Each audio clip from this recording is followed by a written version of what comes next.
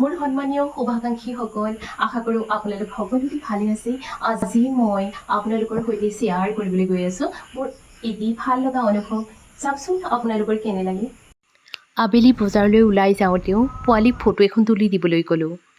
যিবোৰ কাম কৰিলে মনটো সুখী হৈ থাকে সেইবোৰ কামেই আজিকালি কৰিবলৈ চেষ্টা কৰোঁ। কাষৰ ৰুমটো খালী কৰি বিচনাখনতে সকলোবোৰ বস্তু গোটাই ৰাখিলোঁ। ৰাতি এটালৈকে কাম কৰি আছোঁ যদিও মনটো অকণো বেয়া লগা নাই। ভগৱানৰ প্ৰতি ভক্তিভাৱ সৰুৰে পৰাই আছে। তথাপিও আজিকালি এনেকুৱা লাগে মই মানুহজনী যেন লাহে লাহে বেছিয়ে স্পিৰিচুৱেল হৈ গৈ আছোঁ। হয়তো বয়স বাঢ়ি গৈ আছে, সেইকাৰণেও হ'ব পাৰে।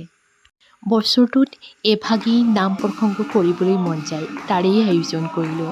মাত্ৰ 5জন ভকত মাতি আৰু ঘৰৰ মানুহখিনি। ওচৰৰ এঘৰ দুঘৰ মাতিবলৈ মন গ'লেও নামাতোঁ, কিয়নো মই এনেকৈ ভকতৰ লগতে বহি নাম প্ৰসংগত ভাগ ল'বলৈ পালে মনটো বৰ ভাল লাগে।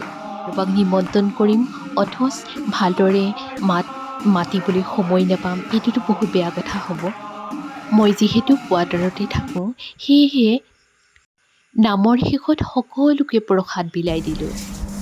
কাষৰ কোৱাৰ্টাৰকেইটাত, সন্মুখৰ দোকানকেইখনত এনেদৰেই বছৰত নাম প্ৰসংগ এভাগ কৰিব পাৰিলে মোৰ মনটো খুব ভাল লাগে। আৰু লগতে এইটোও ভাবোঁ, মোৰ ল'ৰাটো যিহেতু ডাঙৰ হৈ আহিছে, সিও অলপ এইবিলাক শিককচোন। পেহী এগৰাকীও ওলালহি আহি, খুব ভাল লাগিল মনটো। শুভ কামভাগীৰ শুভ আৰম্ভণি আৰু শুভ সমাপ্তি